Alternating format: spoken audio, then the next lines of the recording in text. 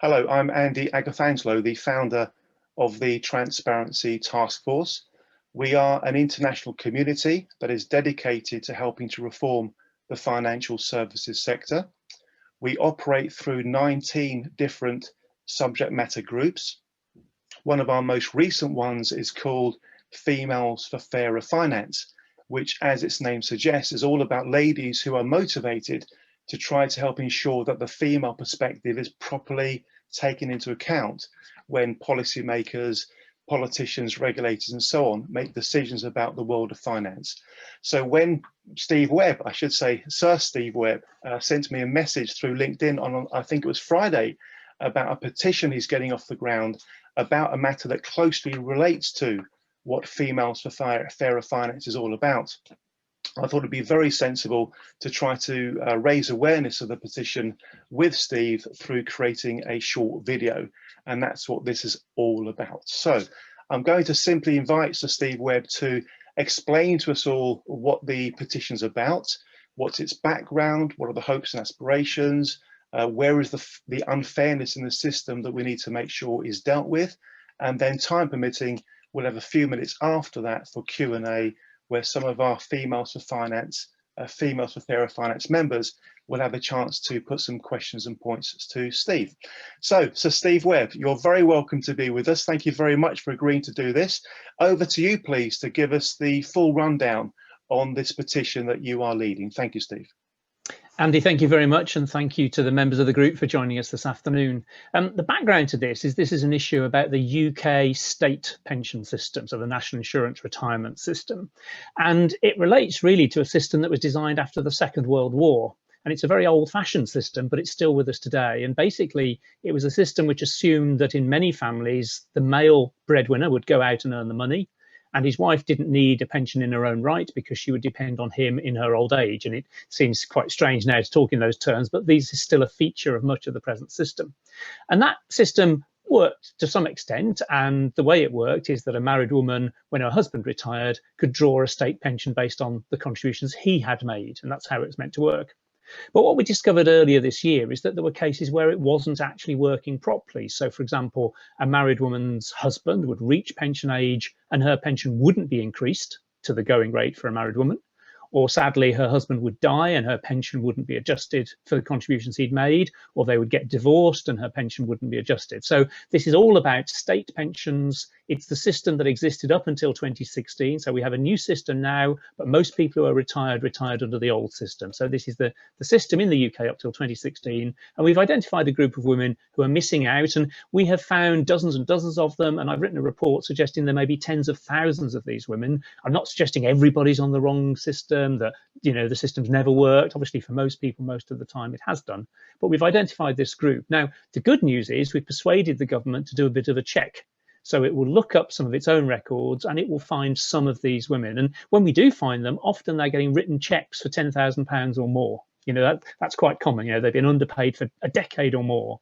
But what I'm worried about, and the purpose of the petition, is to say to the government, you really need to look properly, look deeply, look at all your records, look at widows, look at the over 80s, look at all the groups who may be missing out.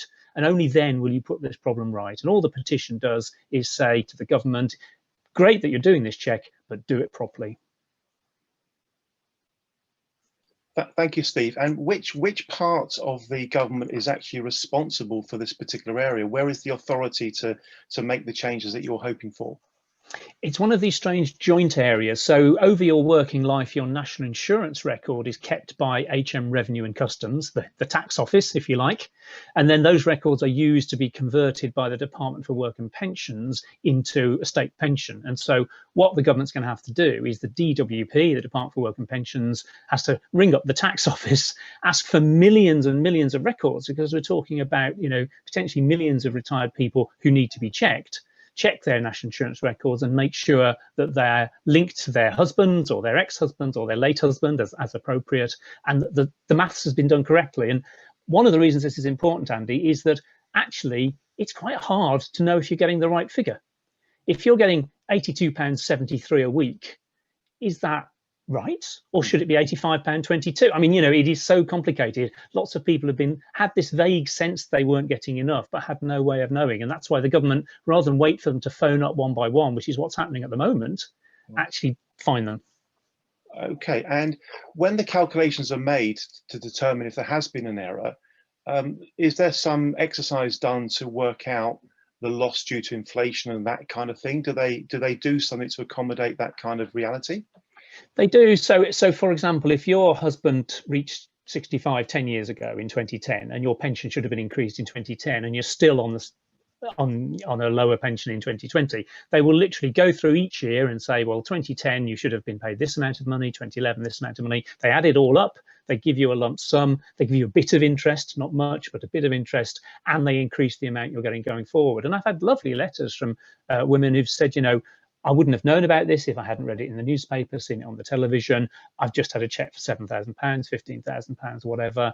And at the moment, as I say, literally, people are having to hear about it through our publicity. Go on the internet, check. We've done a website calculator where they can check, do it for themselves, phone up. Often can't get through on the phone because in the current environment it's pretty difficult to get through to anybody. And really, we're saying this is no way to do it. The government needs to find people with its own records.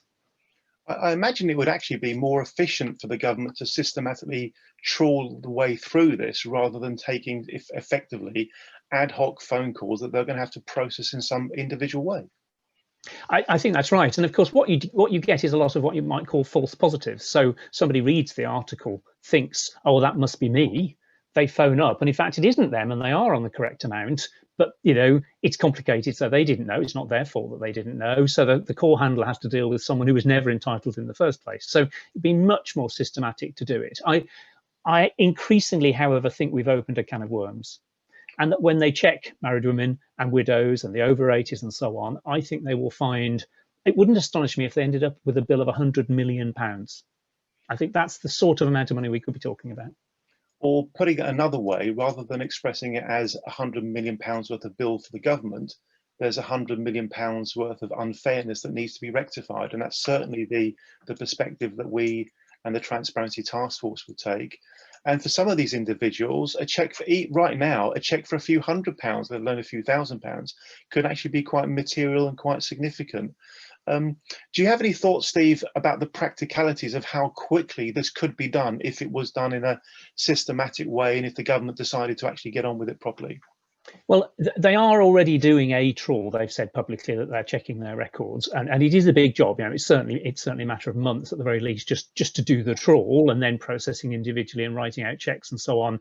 We'd be going into next year and beyond. But the point is, as long as you've established the entitlement from 5-10 years ago or whenever, yes, it's gone on a long time, but it can be put right, and that's the key thing. And just to clarify the role of the petition, we've so far as I speak got a whisker under 9,000 names signed. And the way that the system works on the Parliament website is if you can get to 10,000, the government has to give you a response.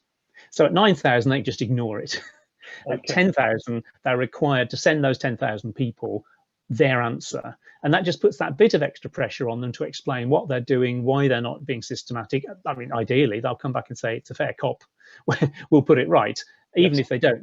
So that extra 1,000 signatures on the petition, me, my wife, my family, each individual can sign. It's anonymous, nobody knows that you've signed it, but you have to be on, I believe, a GB postcode, I think is the requirement, that kind of test. That makes sense. And just to be crystal clear, I am aware of this, but you don't need to be female to be eligible to sign at all. It can be anybody, so long as they have a GB postcode, can actually become one of the 10,000.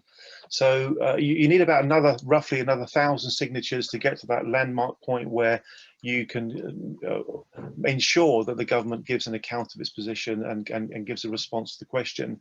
And no doubt the very process of getting 10,000 people interested in this topic is in and of itself going to be quite useful from a campaigning point of view, and from demonstrating to the government that there are lots of people out there who are now watching this topic, and it's not just going to go away on its own.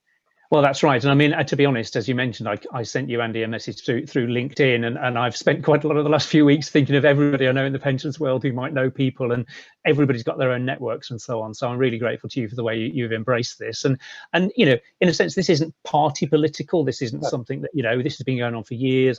It was a problem when I was the pensions minister. I just wasn't aware of it. So, you know, I'm not suggesting that it's anybody's fault particularly, but now that we know about it, I think the onus is on the government to fix it. Okay, thank you very much. Well, we're going to go to some of the members of our Females for Fairer Finance group in just a moment for any questions or comments they have in relation to the campaign. But I guess ultimately the ask for the Transparency Task Force is just to do what we can to raise awareness of what you're doing, Steve, in terms of the petition, to help you to get to the 10,000, and thereafter keep a watching brief on what the government decides to do. That's essentially how I see our task, Absolutely, as you set it out. Steve, thank you very much. Is there anything else you'd like to explain before we do open up for questions and comments from the group? No, that's great. I mean, I said a GB postcode, obviously Great Britain and Northern Ireland. So it's a UK postcode, I should have said. But yeah, essentially, it's can you vote for the UK Parliament, I think is the test. Yeah, thank you very much. Wonderful, Steve. That's crystal clear. You've always been remarkably good at explaining what can be very technical things in a manner that is always clear and straightforward. That's great. Thank you. So I'm going to invite members of the group, if they wish to make any comments or ask any questions, please just raise your hand if you'd like to say something. And please do, of course, introduce yourselves as well. Thank you very much. I think we're going to go to Justina Cameling first of all. Justina, thank you. Thank you very much, Andy. And hello, Steve. I applaud your petition. As a female of nearing retirement age in about 5 years' time, I work for CFA Institute. We represent the final investor and finance professionals throughout the world. I have a question for you. I think this is a petition that is looking backward and seeks to redress issues. Yeah. But I think in the light of the pandemic, pensions have taken an even bigger hit than was foreseen. And social equality and poverty are leading to bigger pension poverty for women. Now, can you see ways in which this petition might raise that debate to the future? Because this is really a problem that we are seeing everywhere. UK, but in the Yes, EU, sure. everywhere in the globe. And I think this is something I would like you to explain. Thank you. Thank you, Justina. I think if it does one thing, it reminds us all of the crucial role for equality of the state pension. You know, we spend so much of our time thinking about private pensions and company pensions and deficits and markets and all the rest of it. But actually, the state pension is the bit of the system that helps to correct the inequalities of the labour market. So much of the inequalities in pension provision for women is a mirror of the inequalities in the labour market, as of course you well understand. And I think a good state pension foundation helps to correct some of those inequalities, especially when, if you've been relying on the market to deliver your pension in the current crisis, then you've probably suffered. So I think it's a reminder a state pension that works well, is simple and redistributes is crucial to tackling some of the inequalities that you've mentioned. Thank you.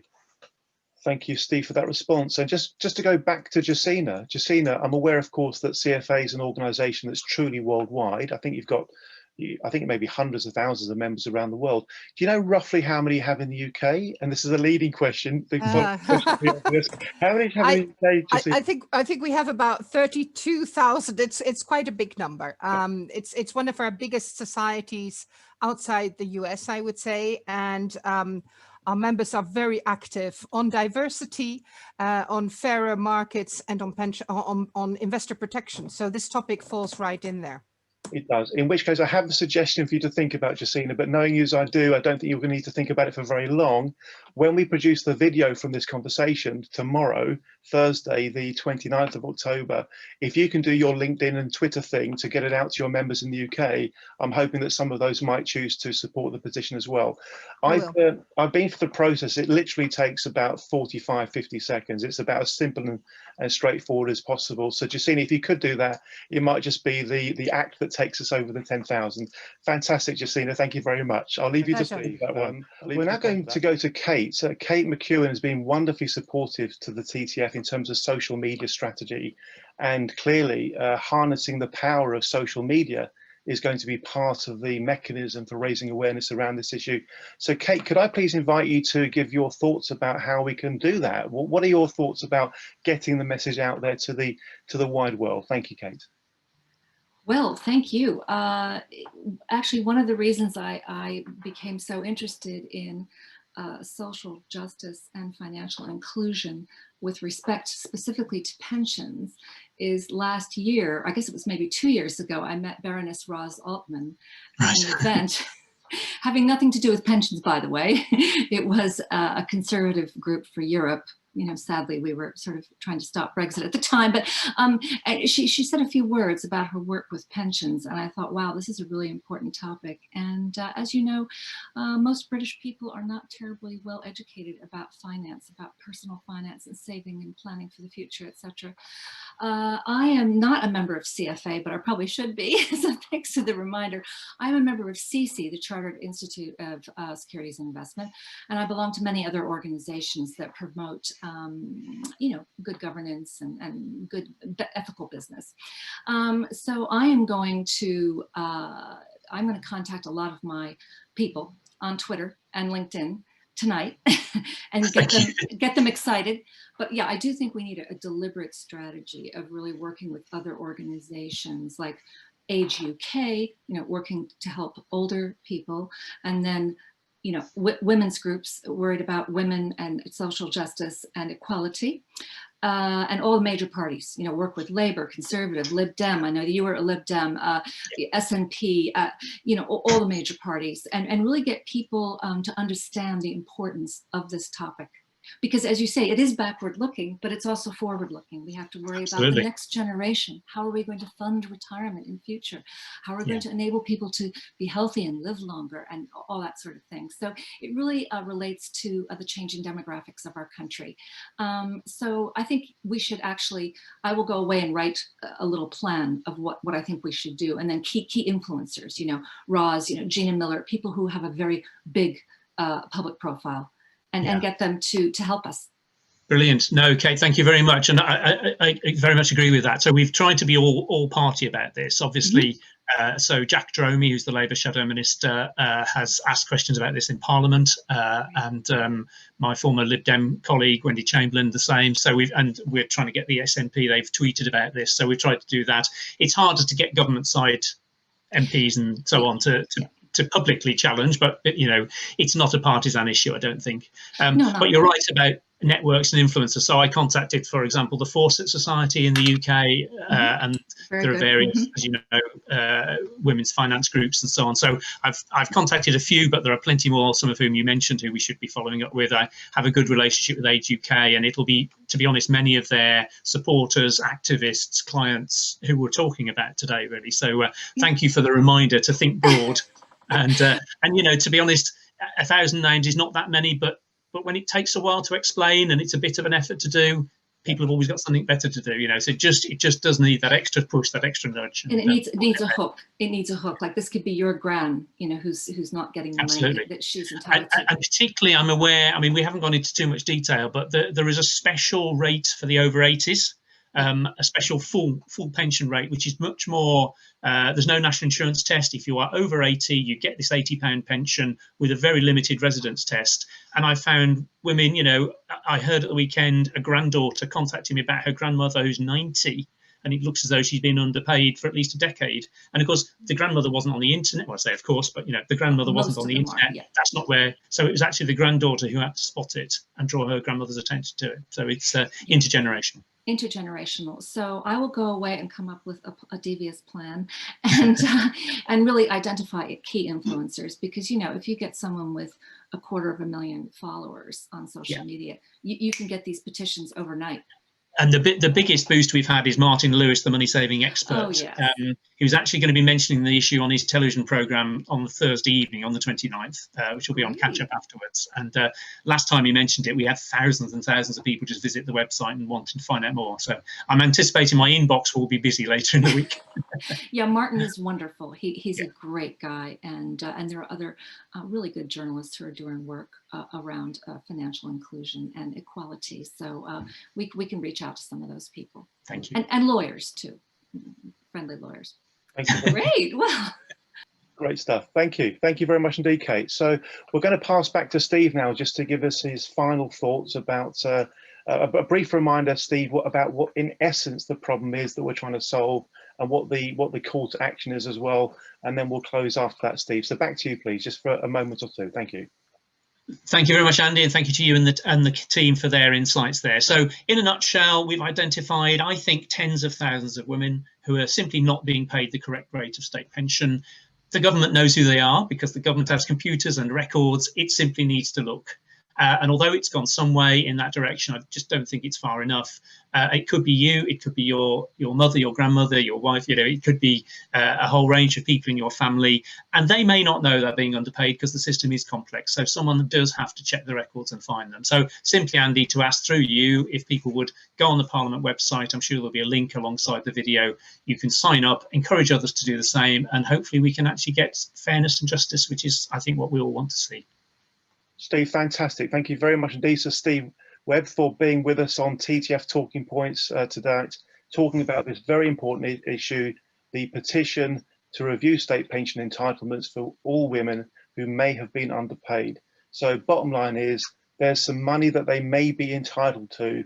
All we require is a petition signed to help ensure the government takes a serious look at this problem and deals with it in a more systematic way, which we think will be a win for everybody, including the government itself, ultimately.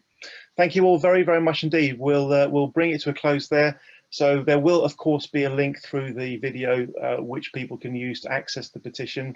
I think we're pretty much done. So Steve Webb, thank you very much indeed. Thank you. Thank you, Andy.